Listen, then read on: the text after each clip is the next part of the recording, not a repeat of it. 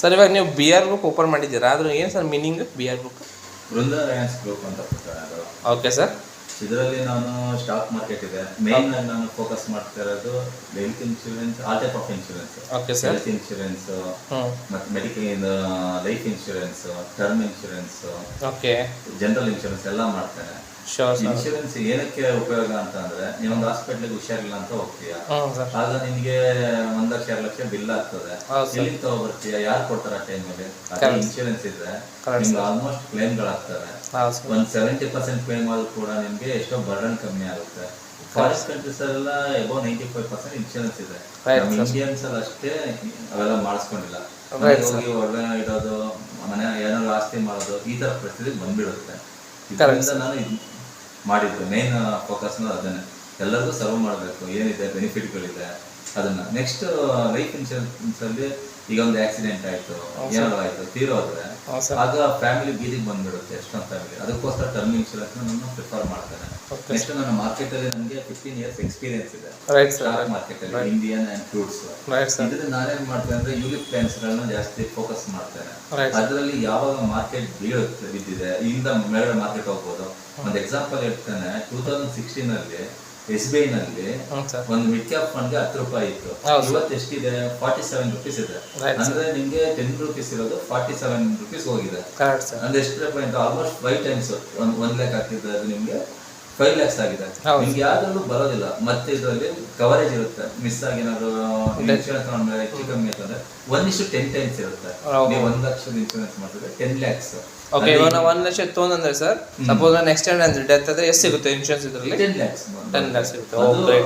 ಎಲ್ಲ ಕವರ್ ಆಗಿ ಮಿಕ್ಕಿದ್ನ ಕಂಪ್ನಿ ಕಟ್ಕೊಂಡು ಹೋಗುತ್ತೆ ಎಷ್ಟೋ ಇದರಲ್ಲಿ.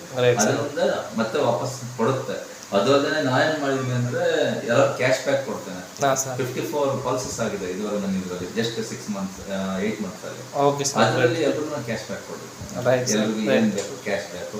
ನೆಕ್ಸ್ಟ್ ಈಗ ಯಾರು ಮಾಡಿದ್ರು ಅಷ್ಟೇನೆ, ಅಪ್ ಟು 70, ಇವತ್ತೊಂದು ಆಯ್ತು ಪಾಲಿಸಿ, 75% ನಾನು ಡಿಸ್ಕೌಂಟ್ ಕೊಟ್ಟಿದ್ದೇನೆ, ರಿಟರ್ನ್ ಕೊಟ್ಟಿದ್ದೇನೆ. ಯಾಕಂದ್ರೆ ನನ್ಗೆ ಸಾಕಿದೆ, ಎಷ್ಟಿದೆ ಅಷ್ಟು ತಗೋತೀನಿ, ನೆಕ್ಸ್ಟ್ ಅವಾಗ ಕೊಡ್ತೇನೆ. ಅದೇ ನಿಮ್ ನೇಮ್ ಏನಂದ್ರೆ ಸೆಕ್ಯೂರ್ ಆಗಿರ್ಬೇಕು, ಸೋಷಿಯಲ್ ವರ್ಕ್ ಎಲ್ಲ ಸೆಕ್ಯೂರ್ ಆಗಿರ್ಬೇಕು. ಎಲ್ಲ ಕಮಿಷನ್ ಬೇಸ್ ಅಲ್ಲೇ ಮಾಡೋದಿಲ್ಲ, ಕಸ್ಟಮರ್ ಓರಿಯೆಂಟೆಡ್ ಕೂಡ ಇದೆ. ಅದಲ್ಲದೆ ನನ್ನ ಜಾಬ್ ಇದೆ, ನಂದೇ ಆಫೀಸ್ ಟ್ರೇಡಿಂಗ್ ಎಲ್ಲ ಇದೆ. ಅದನ್ನ ನಾ ಏನ್ ಮಾಡ್ತೀನಿ, ಆಲ್ಮೋಸ್ಟ್ ಕಸ್ಟಮರ್ ಓರಿಯೆಂಟೆಡ್ ಕೊಡ್ತೇನೆ. ನಾನು ಕಮಿಷನ್ ಓರಿಯೆಂಟೆಡ್ ಜಾಸ್ತಿ ಕೊಡೋದಿಲ್ಲ. ಎಲ್ಲ ಕೂಡ ಕಷ್ಟ. ನಿಮ್ಗೆ ಏನ್ ಬೆನಿಫಿಟ್ ಇದೆ, ಈಗ ನಿಮ್ಗೆ ಎಷ್ಟು % ಅಲೋಕೇಶನ್ ಆಗುತ್ತೆ, ಎಷ್ಟು ಗೊತ್ತಿಲ್ಲ. ಅದೆಲ್ಲ ನಾನು ಯೋಚನೆ ಮಾಡಿ ಅದನ್ನ ಕೊಡ್ತೇನೆ. ಅದೇ ಏನಾಗುತ್ತೆ, ಅವ್ರಿಗೂ ಬೆನಿಫಿಟ್ ತುಂಬಾ ಜಾಸ್ತಿ ಇದೆ. ನಾನು ಇದುವರೆಗೆ ಸರ್ವೈವ್ ಆಗಿರೋದ್ರಿಂದ ಅದೇ ರೀಸನ್ ಇಂದ.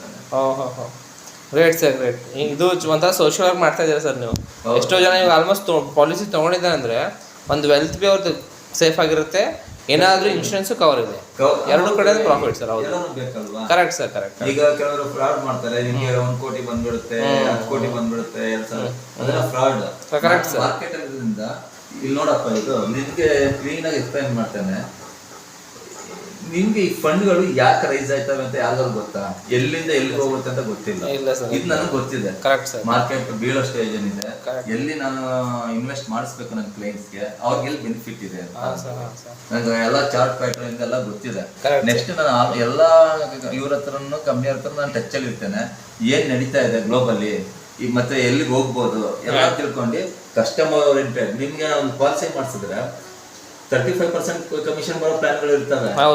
ನಿಮ್ಗೆ 2% ಬರೋ ಕಮಿಷನ್ ಪ್ಲಾನ್ ಇರ್ತವೆ. ನಾನ್ 2% 1% ಕಮಿಷನ್ ಪ್ಲಾನ್ ಮಾಡೋದು ನನಗೆ ಬರೋದು, ಕಸ್ಟಮರ್ ಬೆನಿಫಿಟ್ ಆಗಲಿ. ನಿಮ್ಗೆ ಬಂತ ಅದ್ರಲ್ಲಿ ನಾನು ಏನ್ ಮಾಡ್ತೀನಿ, 50% ಕ್ಯಾಶ್ ಬ್ಯಾಕ್ ಕೊಡ್ತೇನೆ. ಮಿಕ್ಕಿದ ನಂಗೆ ಆಫೀಸ್ ಮೇಂಟೆನೆನ್ಸ್ ನನ್ನ ಖರ್ಚುಗಳು ಬೇಕು, ನಾನು ಕೂಡ ನಾನು ಕಸ್ಟಮರ್ಗೆ ಬೆನಿಫಿಟ್ ಕೊಡ್ತಾ ಇರೋದು. Sure sir. ನೀವೊಂದು ಸೋಷಿಯಲ್ ವರ್ಕ್ ಮಾಡ್ತಾ ಇದ್ದೀರಿ ಸರ್, ಹಿಂಗೆ ಮಾಡ್ತಾ ಇರಿ. ಆಲ್ ದಿ ಬೆಸ್ಟ್ ಸರ್, ಚೆನ್ನಾಗಿ ನಡೀಲಿ ನಿಮ್ದು. Okay, thank you sir. Thank you.